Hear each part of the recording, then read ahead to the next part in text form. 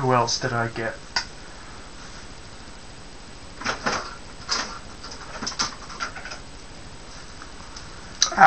Now this is one of my last minute purchases, and it's one of my absolute favourites. It's one of those molds I've sort of admired from afar for a while, but not really thought about whether I want it or not.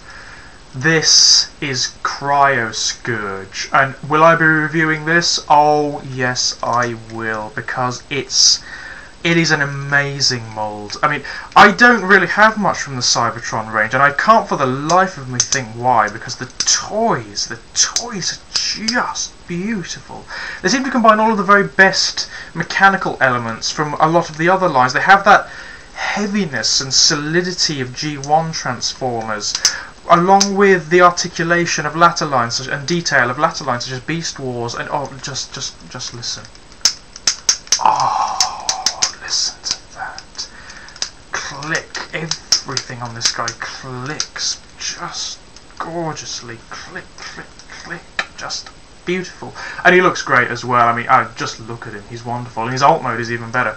I'll be reviewing him at some point. Now this is one I sort of hoped to get, but never thought I would. I didn't think there were going to be any of these guys there. This is the BotCon exclusive retooling of, I believe, is it Energon or Cybertron Mirage? I think it's Cybertron Mirage. This repaint represents Banzai-tron. And it's worth getting. Not only is it just the sexiest mould ever, and it really is. There aren't many Transformers you can really say that about. Some of them are impressive, some of them are powerful looking, but sexy. This guy really is. He's beautiful, really gorgeous in every aspect. And I never thought I'd get him. Again, an expensive one, I'm afraid, from the BotCon box set, so he was bound to be. He was 50 quid. Ouch. But well worth it. I mean, it took me a while to learn how to transform him. His transformation's beautiful. It's really complex, but not so much that you can't grasp it just by fiddling with the guy. And I did. I mean, I transformed him without the instructions. It's much more fun that way. If you do get the chance to get a hold of this guy, then get him. Not only is it a beautiful colour scheme and a great character, but the toy itself is... this will be reviewed. Yeah, this is going to get a proper review and a very hearty recommendation. It's gorgeous. I also picked up a lot of the smaller, earlier Predacon toys from the Beast Wars range, just to bulk out my Predacons. I mean, I've got almost everything from that line. There are just the odd little things that I don't have, little bits and pieces. This is my first purchase from the weekend. This is Snapper, and he's really cool actually. I was quite surprised. He's got this weird automorph feature. He more or less transforms himself, and it's really successful. He's great. The only issue I've got with him is that when you turn him into robot mode, his beast mode head is, well, conspicuously placed, to say the least. But blah, that's really not an issue. He's a great little toy, brilliantly detailed. All the articulation is great. Nice colour scheme, great alt mode. Yeah, really worth getting. This is very cheap as well. So blah. Two more little toys. I believe this one's called Pincher. I believe Power Pinch, is it? Yeah, Power Pinch and Drill Bit. Both of them very lovely, basic Beast Wars toys. Very impressed with them, and I actually picked these guys up on the basis of several reviews I saw on YouTube, and I actually left comments on those reviews that inspired me to pick them up. So thank you very much. Then there's this guy. This is one of my absolute favourite purchases actually from Auto Assembly 2009. It's one of the deluxe Beast Wars figures, and I've sort of hankered after seeing pictures of it online.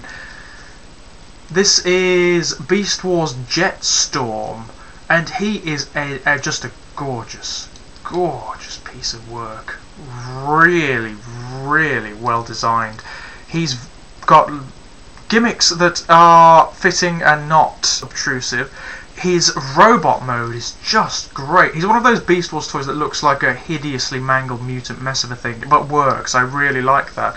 These wings on his chest and on his arms really add something to the whole affair.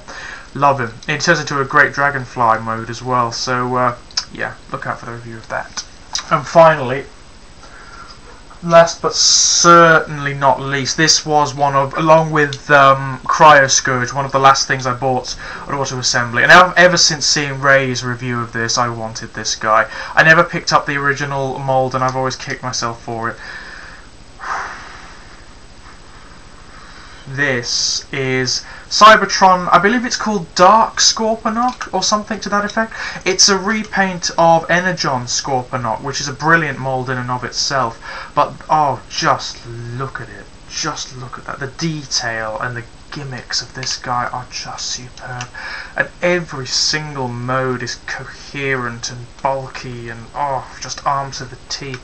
He's gorgeous. Absolutely gorgeous. I got him for £15. I was very pleased. Very, very pleased indeed, especially considering that if you buy him new online he goes for like 50 quid. Oh, just fabulous. So yes, the toys are wonderful. I'm very pleased with the toys, but as I say, these things are completely incidental compared to the friends that I've made, thanks to Auto Assembly. And it will be my sincerest pleasure to see you all again sometime down the line. Just to round things off, I would like to thank Toya82TT for this rather wonderful piece of work. Isn't it uncanny? It's a stunning... I love it. I absolutely love it, and I will be treasuring that. Thank you very much indeed. So that was it. Auto Assembly 2009. It was a genuinely wonderful experience, and I cannot wait to do it again.